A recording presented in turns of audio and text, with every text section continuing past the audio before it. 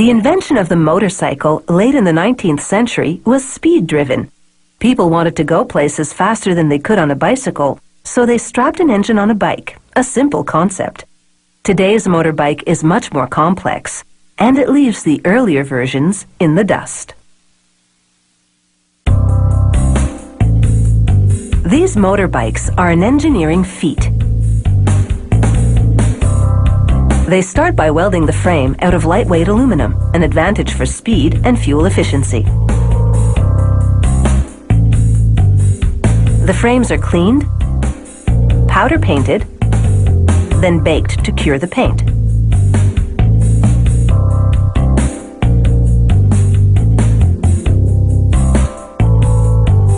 They fit a crankshaft and pistons into the engine's left block. They tighten the bearings and caps, then slide in a U-shaped tool called a fork that orients the pistons in an upright position. They compress the piston rings with another tool so that the pistons easily slide into place as they install the other half of the engine block.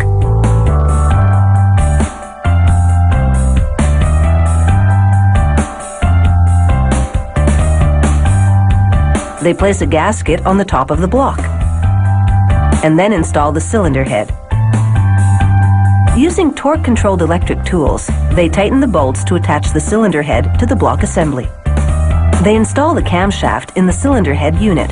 The camshaft will drive the valves that bring in air and fuel and let out the exhaust.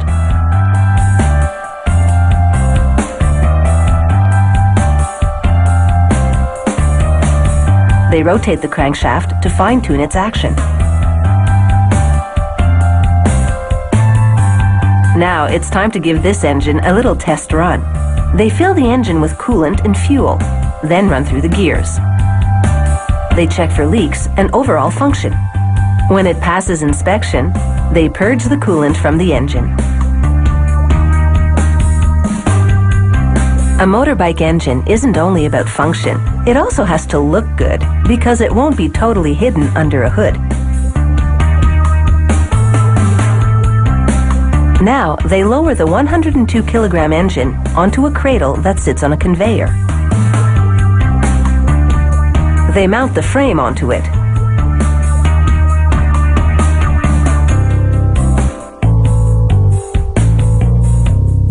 They attach the rear wheel assembly, and then the front wheel.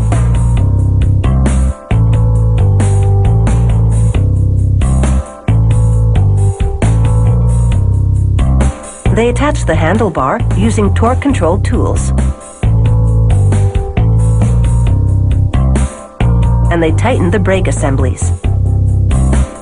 Next, they fill the radiator with antifreeze.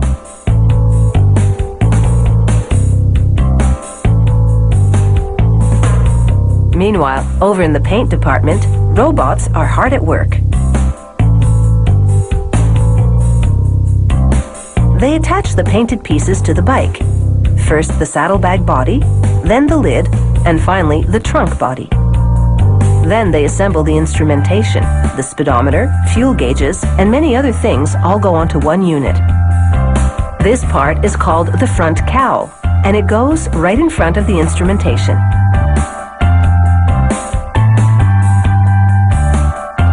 They lower the front cowl with the meter panel onto the bike.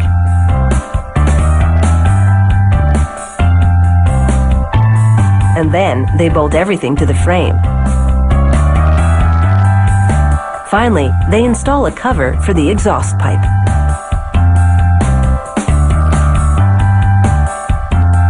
They check everything to make sure it's solidly put together. And then they pull up to a dynamometer, a machine that measures mechanical power.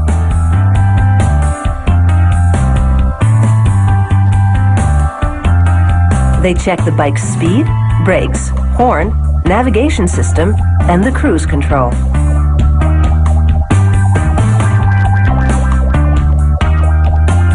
Every motorbike undergoes this scrutiny, and if it passes, it's ready for life on the road.